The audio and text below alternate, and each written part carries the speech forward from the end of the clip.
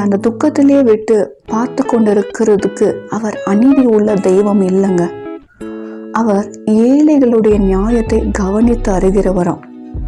உங்களை கவனித்து அறியாம இருப்பாரா? உங்களுக்கு எந்த விஷயத்துல நீதி கிடைக்கலையோ, உங்க வாழ்க்கையில எந்த காரியத்துல அநீதி நடந்ததோ அந்த விஷயத்துல அவர் நீதியை இன்றைக்கு வழங்குவார்.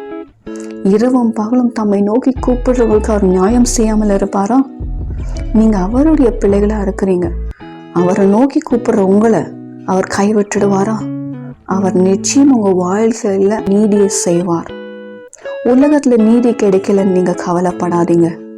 உலகம் வந்துட்டு தேவனை அறியவில்லை, அதனால அவங்களுக்கு அந்த நீதியின் காரியங்களா செய்யணும்னு அவங்களுக்கு தெரியாது. ஆனா தேவன் நீதி உள்ளவர். உங்களுக்கு எந்த வழக்கா இருந்தாலும் தேவன் கிட்ட போய் நீங்க விசாரிங்க. அவர் உங்க வாழ்க்கையில நீதியை செய்வார். உங்களை